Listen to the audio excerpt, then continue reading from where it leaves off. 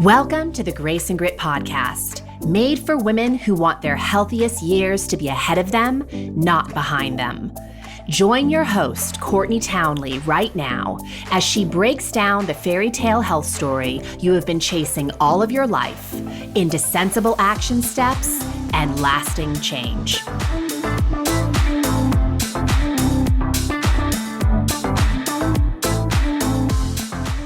Hello, my friends, and welcome to the Grace and Grit podcast. I'm your host, Courtney Townley. Thank you so much for taking time to join me today. Now, a lot of you longtime listeners probably know that there are a couple ways to work with me beyond the podcast, right? So the podcast, you get to know kind of my theories and philosophies and some of the skill sets that I teach people. But of course, the work that I do that makes me money to even produce this podcast goes a lot deeper than that. So I work one-to-one with clients. I have a lot of private clients. And then I also have a community called Rumble and Rise, where it's more of a community experience. So there's group coaching, there's a lot of master classes, there's a tremendous amount of support. And I'm telling you this because what you may not know is that my private clients automatically get access to Rumble and Rise. I think it's really important that people who work with me privately are also embedded in the Rumble and Rise community because there is so much goodness inside of that space. And today I have invited one of my clients, Claire Bergman, to the show to share with you a little bit about her experience of what she has gained by working with me privately and how the Rumble and Rise community has enhanced her experience. So if you like what you hear on the show today, and you would like to do a deeper dive into your own healing journey by either becoming a private client or joining us inside of Rumble and Rise, you can always head over to my website, graceandgrit.com, and just check out the programs page. You will find where the Rumble and Rise membership details are, and you will also find more about my custom coaching packages. So you can find all that once again at graceandgrit.com. But I don't want to spend a lot of time doing a lengthy intro today because I really want to get to the goodness of this interview. So without further ado, let's get into it.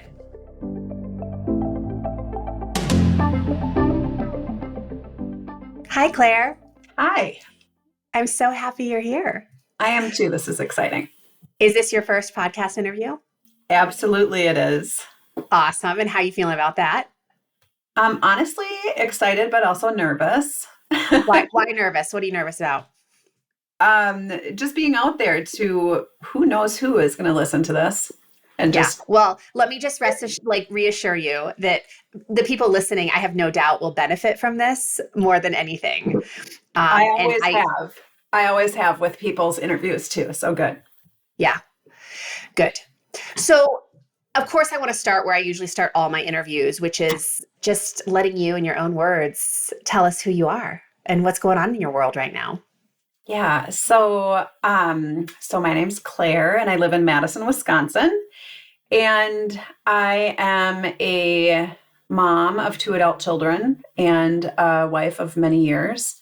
And I have a dog. And I have had 20 years in the mental health industry and 20 plus years in the fitness industry. And more than that, though, I was thinking about talking about who I am and I'm trying to have a little less attachment to my identities that I've had forever. Yeah. And so even more than that, I love nature. I love to go on walks. I love to read. I love to connect with people. And so that's me. Love it. So good. And you speak a little bit of like 20 years in the fitness industry, and that includes a lot of different things in terms of different classes you've taught. I know currently you're teaching yoga. Yes. Yes. So lots of dimensions to your life. Yeah. I like to say that, well, I don't know if I like to say this, but the truth is that I've had at least 2 jobs my entire adult life. One being the job that I've been able to sustain a living, and the other being my fitness group exercise classes that I love to teach. And I've taught everything from step aerobics to kickboxing to now I'm teaching spinning classes and yoga classes. Yeah. So yeah, everything in that realm. Awesome. How'd you find out about Rumble, or not Rumble and Rise, but Grace and Grit in general? Like you came in through the podcast, yes? Yes. Yeah. I was searching podcasts for an episode that somebody might send me about body image issues. And you came up, and I connected really, really well with your message and your just your presentation, and it was all very interesting, and I was hooked instantly. So tell me more about the body image issue you were trying to resolve, because I think I know a little bit more about this because I've been coaching with you for a while. But I would love for you to kind of share with listeners, like, what was that rumble? What was that challenge? Yeah. So I think that I have had issues with just body, the way, just messages from society about how somebody should look and be, that I 100% bought into, that has been around since I was 10. So I'm 52. So for the last 40 years, I have been sort of sometimes struggling more than others with that idea of fitting into a body image that is acceptable by society, which is actually, I if somebody would look at me and say, well, you do. But internally there was messages and just thoughts that I think I rumbled with, that were kind of my go-to when I was feeling out of control with other things. So when other things were really, really stressful, I would fixate on just body image and therefore do more exercise.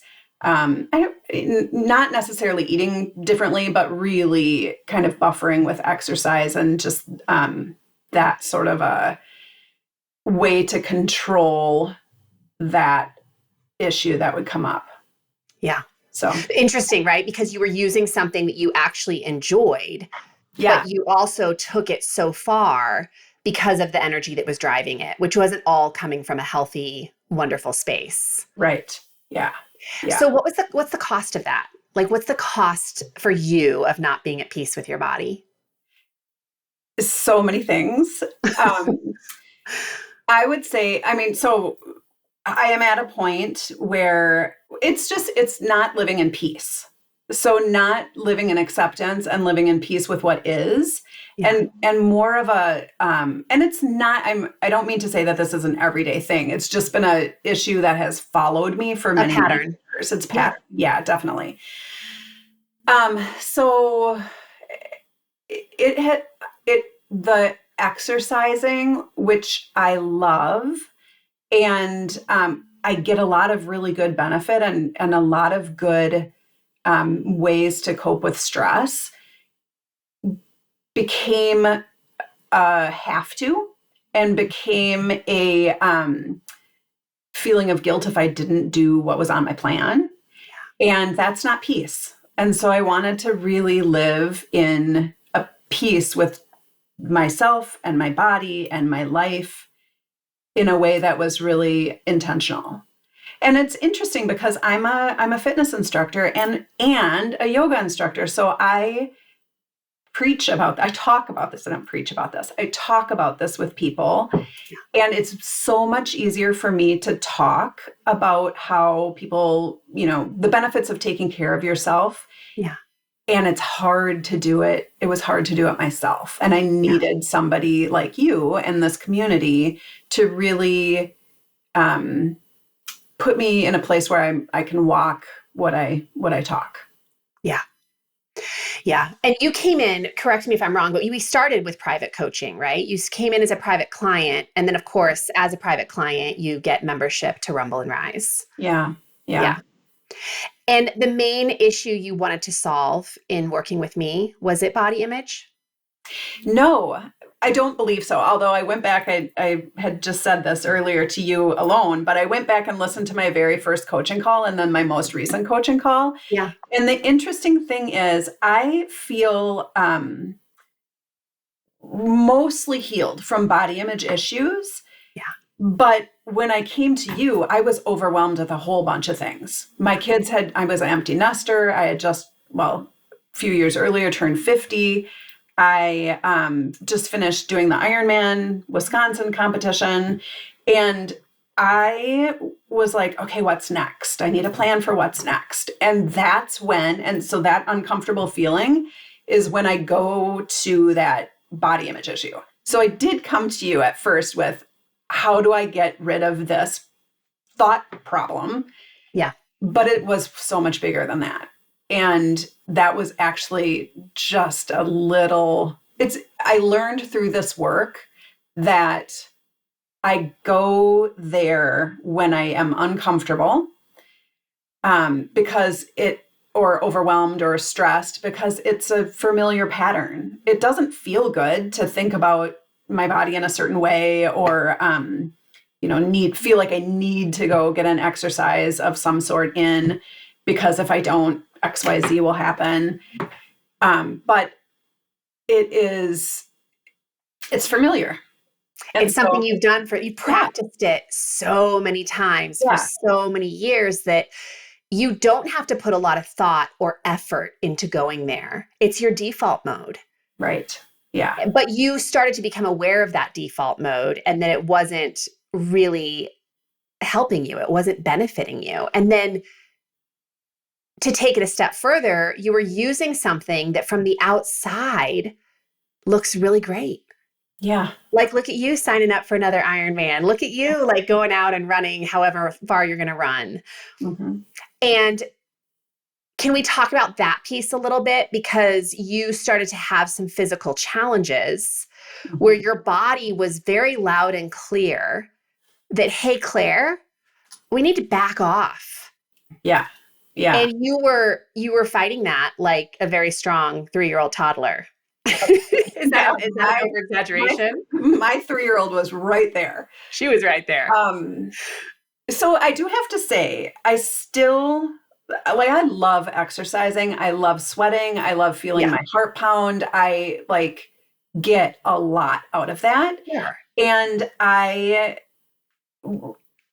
like having people tell me how to train for an event. I could not have finished Ironman if I didn't have my Ironman coach. Yeah. And I don't feel like I'm not at a place where I'm going to stop training for something and stop needing a plan for that. But I have learned, and working with you has really helped me kind of think about how, if I do choose to train for something again, how does that work into my current life and my stress load and my job and whatever else is here that's pulling on me.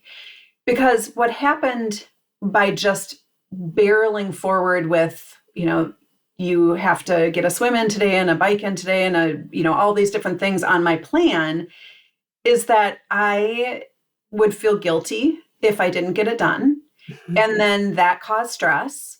And then eventually my body started breaking down. And so I have some kind of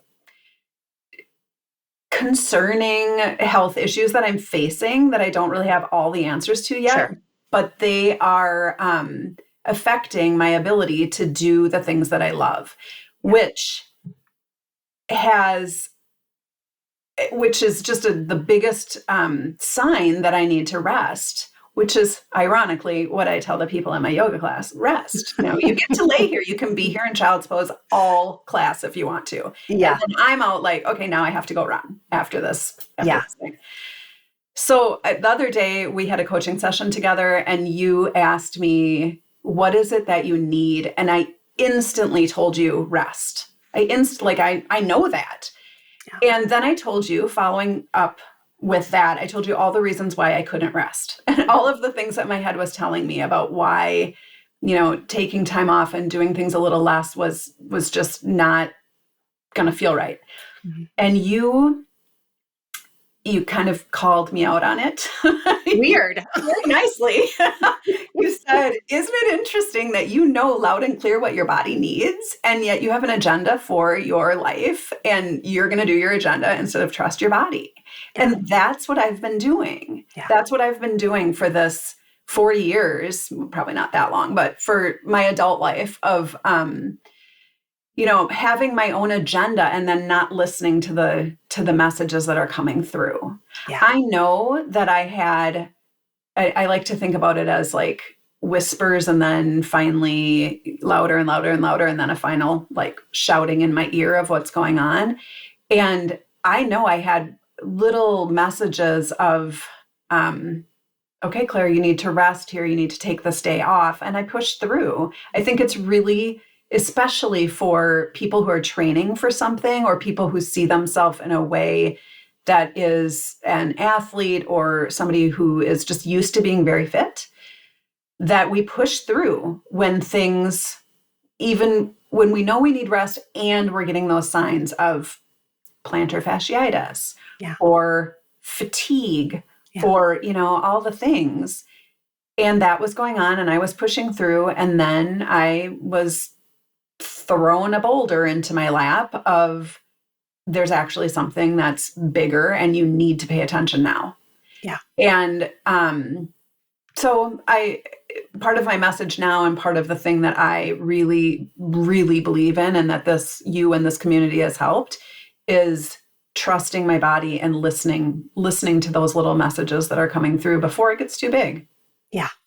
And it's interesting, isn't it? Because I think, especially for athletes or people where movement endeavors have been a very big part of their life, we can make up so many interesting stories about what it means to rest or to back off or to not train as hard for a period of time. Like we can make it mean that we're a failure or that we're not going to succeed on the level that we used to. Like we can make it mean some really horrible things, but we could also make it mean that I can't continue to be an athlete unless I rest. Right? Like this is a part of it. Mm-hmm. And it, unfortunately, for so many women, it is a part that they often overlook, right? And everyone has a different challenge. Like some women have a challenge with the resting part, and other women have a challenge with the actual pushing and the grip part. Right. And both, I think, can create equal dis-ease in the human body because they both create levels of stress. Yeah. And so I think it would be helpful for listeners to know, like, how have you started to think differently about restoration in order to not push so hard all the time? And I hear what you're saying. It's not that you're not training. It's not that you're not still pursuing these things that you love, but you're coming at it with a lot more intention. Yes. In terms of what's driving it. I want to do this and stay well. I don't want to do this at any cost. Right. Yeah. Yeah. And I think there's the want to exercise, to move my body in a way that feels really good and fun. Yeah. And if I'm tired listening to that and taking a day where I walk, or the other day I went hiking and I loved it. Mm-hmm. I haven't been, because usually on the weekends I would be running or biking, and I thought, it's fall, the trees are gorgeous, let's go on a hike. And it was slower than my usual way of being on the weekend, but I was also like, this is beautiful. The leaves are falling. It was all beautiful. So I feel like there is so much to get out of the movement that I'm doing now that I'm looking at it in a different way. I'm looking at it as being healthy for me, but also I'm really curious about it when I get out there. It's interesting because I think of your Colorado bike trip that you took recently. Yeah. Right. And that was just, to me, it was such a grace-filled example of the work that you've been doing. Do you want to tell listeners a little bit about that? Yeah, I signed up. So after Ironman and trying to figure out what do I do next, I signed up to do the Triple Crown bike ride in Colorado. It's a 110-mile bike ride from, I think it's from Golden or close to Golden to Vail over 3 mountain passes. and my body and my health and I have a health issue that's kind of eating away at my muscles. So my strength in my arms, my legs are fine. My strength in my arms is diminishing, and my right side is a lot less strong than my left. So I hadn't been training as much as I had wanted to. And I went out there a little underprepared. And then the weather was crap. It was freezing and it was raining. And we got to the top of the mountain, the first peak, and I was freezing. And in the past, I would have pushed through. Yeah. And I would have been miserable. And this time I got to the top and I've said, I don't want to do this. This isn't fun anymore. And we turned around and went back and went and had lunch and, went on to the next thing. And then the rest of the weekend was spent with smaller bike rides that were up to, we had planned, my husband and I had planned, and it was not an event, but we still did some climbing and we still did some miles, and there was no time. It was our design. It was something that I was doing for my fitness, but also for my mental health. Yeah. And letting go of that whole idea of how I needed to finish this whole big biking event. In the past, I would have been really disappointed and really down about not finishing. And after this work, this is really a lot of it. I just was able to go, okay, well, that is what it is. Yeah.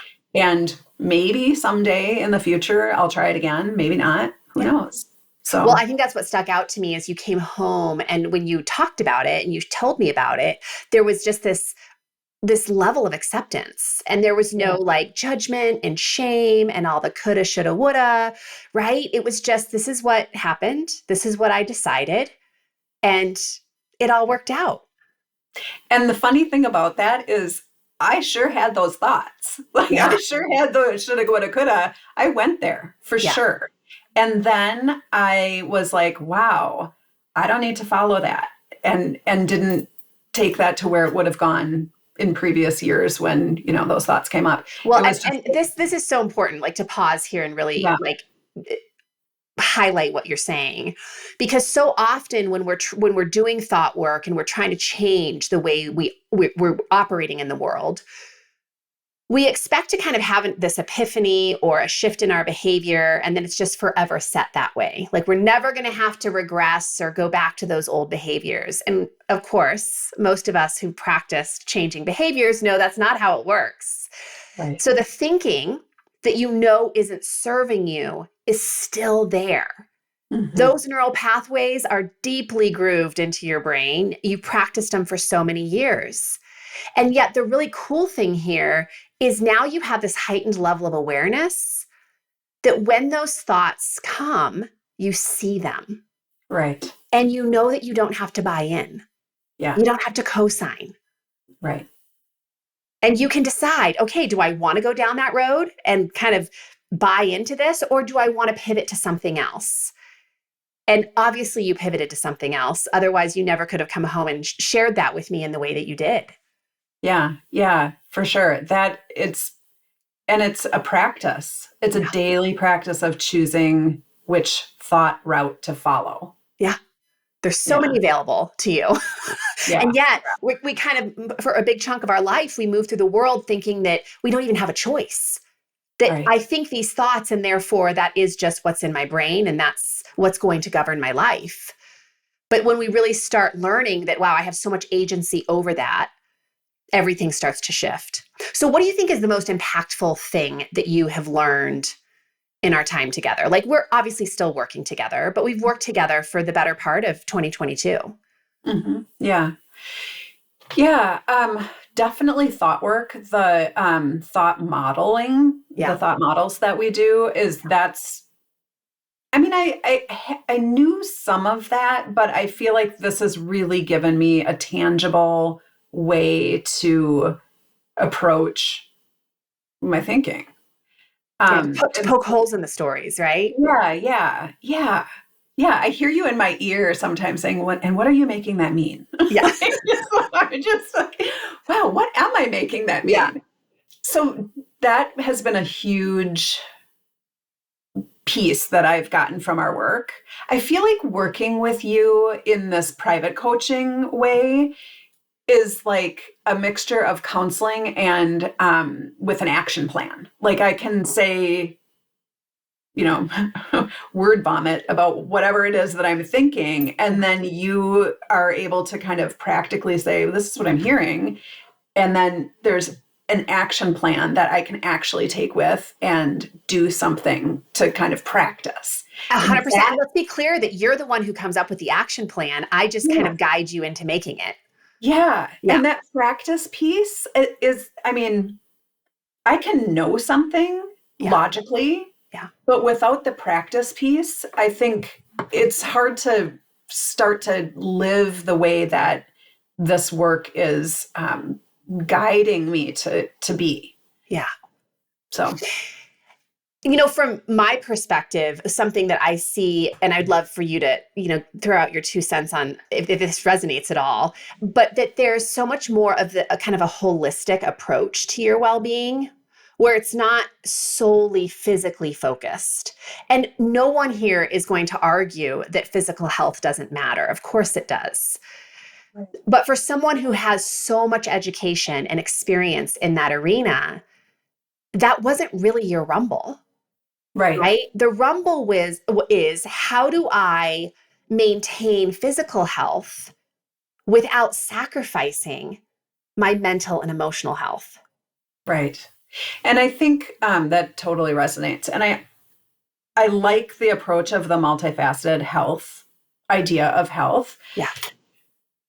And I mean, again, I have a background in mental health. So that is really, I have a lot of practice working with clients and just thinking about things. The physical health part has been clear. We've talked about that. I also have a background in meditation and I worked with a teacher for a while. So I had all these pieces. And I think working in this realm with you, but also with the community, has just brought it all together and not kept it in their individual pieces. It just has brought it into this.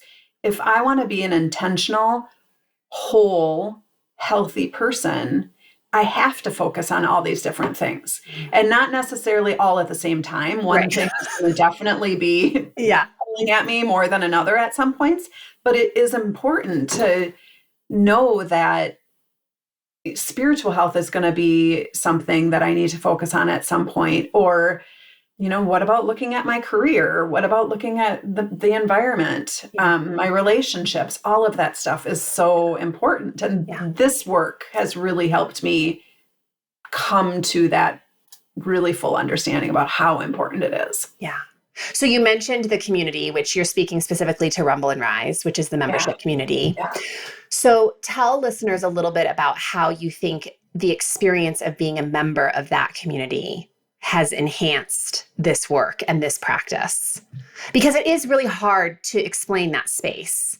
I try all the time, but I feel like when I interview people, they seem to do a better job than I do.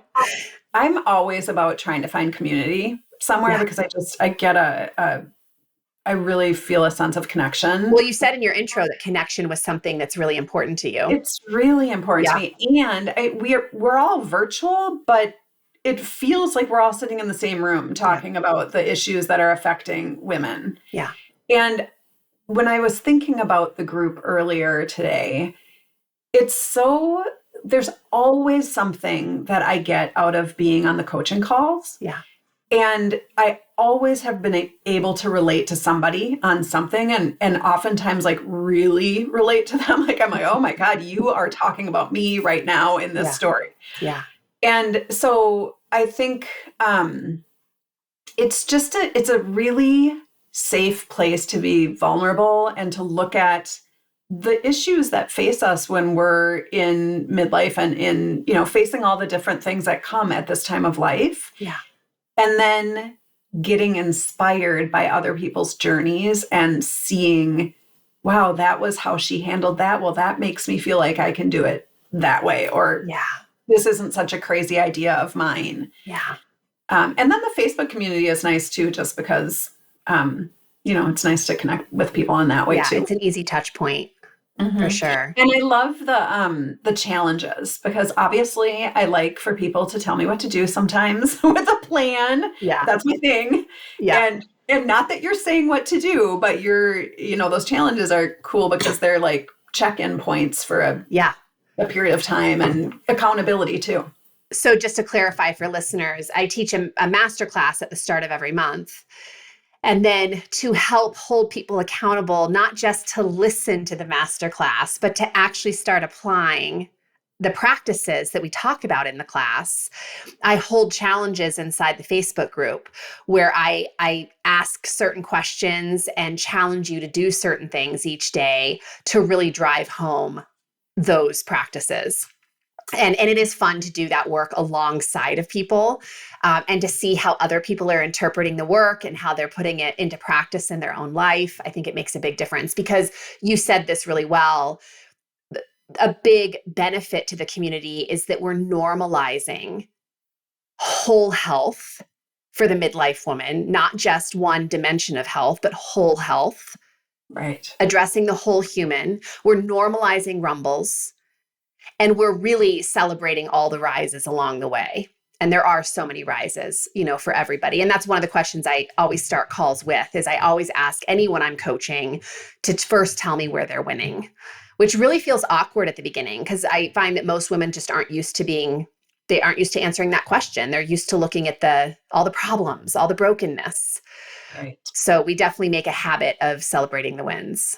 Yeah. I feel like there's a really, and maybe this is not necessarily only midlife, but there's changes in our bodies when we hit midlife and postmenopause, or even perimenopause, and people start to feel uncomfortable in their bodies. Yeah. And so there's a focus on body shape, how you feel, losing weight potentially. And I was telling somebody in one of my classes about you and this community and health coaching. And she had said, well, most of my friends are really physically fit, so I don't think they need a health coach. And I was like, wow, I've really felt really physically fit the majority of my adult life. And this is one of the best things that I've ever done. Yeah. And it's because it doesn't just focus on your body. And granted, this person is somebody who comes to my classes, and we're at a gym. And so, that's kind of the focus of the environment we were in. But this is more about an entire life, not just the physical part of it. And so everybody, I think, could use a health coach, or this community.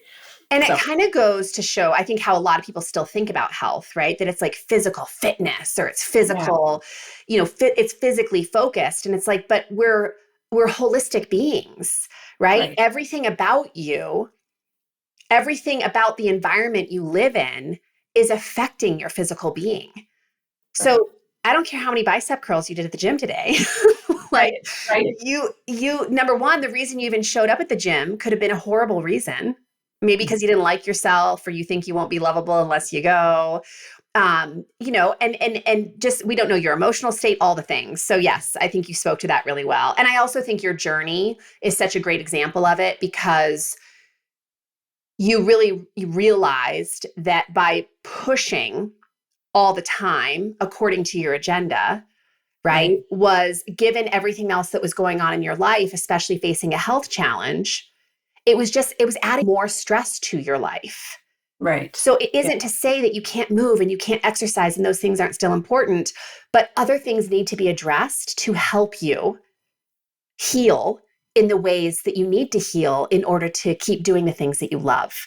And that isn't always about diet and exercise. And I think most women in our community really understand that those things are important, but they aren't everything. Right. So what are you excited about right now? Because I know you got some things on deck. Yeah. So teaching in my spinning classes and my yoga classes has really felt like it is home to me. I love that space, and I love teaching. And so I am excited to be doing a yoga retreat in Bayfield, Wisconsin. So that's up on the shore of Lake Superior. So cool. And it's on December 8th through the 11th. Okay. And it's going to be amazing. It's beautiful up there. The food is amazing. Locally sourced farm to table meals. Yeah. Nothing like what I make at home. Like nice, good food. 2 daily yoga practices for all levels, journaling, breath work, meditation, a lot of this work, Yes. a lot of thought work. And so it's called The Magic of Going Inside. And the little subtitle is Release, Reclaim, Renew. So the first day is really a release of whatever's not serving us anymore, and really kind of making that almost even like a little ritual around letting something go. Yeah. And then the next day is really focusing on reclaiming what it is that makes us who we are, and even reclaiming winter, because being in northern part of the country in winter it's cold, and a lot of people want to go south. And this is kind of about being really accepting of where we are and reclaiming our lives from, the busyness that has been happening around us, and the last 2 years and all of the stuff that's been brought in since COVID came. Yeah. And then renewing so that we leave with an intention of, stepping into the new year a little more rested, stepping into the holiday season, the end of the holiday season, a little bit more rested and really present.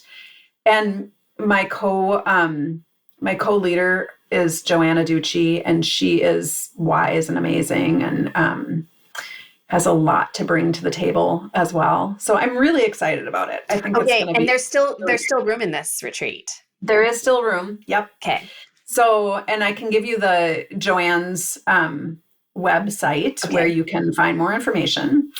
It's www.joanne, JoanneAdducci.com, JoannaDucci.com. Okay. Or people can email me if they want. Okay. And I can give you my email, or you can put it in notes or something. You know what I'll do is I'll put your email, and I will put the website on the show notes page. So when people go to the page on our website, graceandgrit.com, where this is housed, all that contact information will be there, and all they have to do is click to get there. Because I know a lot of people listening to they're driving, they're chasing their kids around, they're like walking into their class, like whatever it is. And so they're hearing this, but they're probably not registering the emails and the domains. So we will absolutely put all those links there, and we'll put it out in our newsletter as well. So great. Yeah. So if anyone is in that area, or even wants to travel to that area because it's something you desperately need right now, this would be an amazing thing.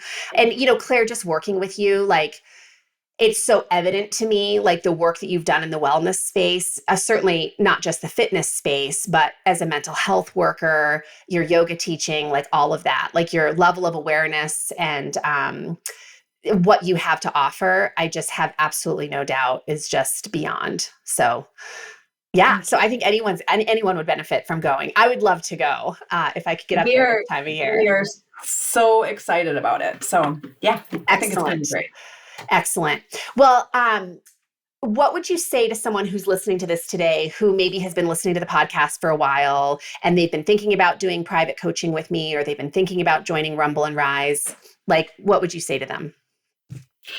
I think that it's worth every cent that I have put into this. It's, and every minute, not just monetarily, but every bit of effort that I have put into the work, having connected with you and the community. So yes, I think you should join. So if you're on the fence and you're going, should I take the no path or the yes path? Take the yes path. There's no way that you're going to feel regret for doing it, because it's the best. And yeah, it's so good. I feel like if somebody's looking for Rumble and Rise, great. That brings a lot. Yeah. But we can go even deeper when they join private coaching with you. Yeah. Well, private coaching, I always say it's like it accelerates everything, right? Because we're only focused on you for the time that we work together. So yeah. Well, you've been such a pleasure to work with. And I really have enjoyed so much traveling alongside you during your journey. been mutual. Thank you. Yeah. Any closing words? Anything else you want people to know? I don't think so. All right. No, this is just, it's been really, I'm just really, well, I say no, and then I keep talking.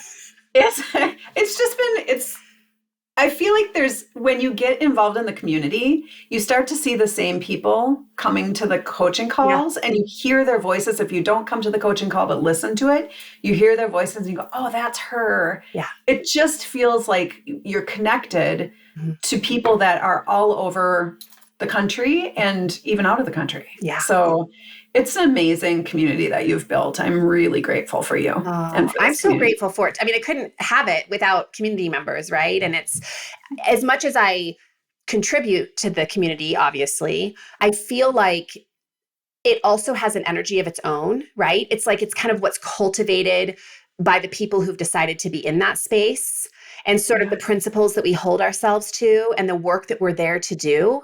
I mean, that isn't something that I could alone create. So it's really just such an awesome thing for me to be a part of, because I do see that it's kind of become its own thing, which is really cool. Its own really, really beautiful thing. So, its own really beautiful thing. Yes. Well, you got through your first podcast beautifully. It did. Yeah. Imagine that. I did my first live the other day and now this. Oh, it's been a huge week of growth. I love it, Claire. Excellent. Well, thank you for being here. And I'm sure listeners will get a lot out of this. Yeah. Thanks. Thanks, Courtney.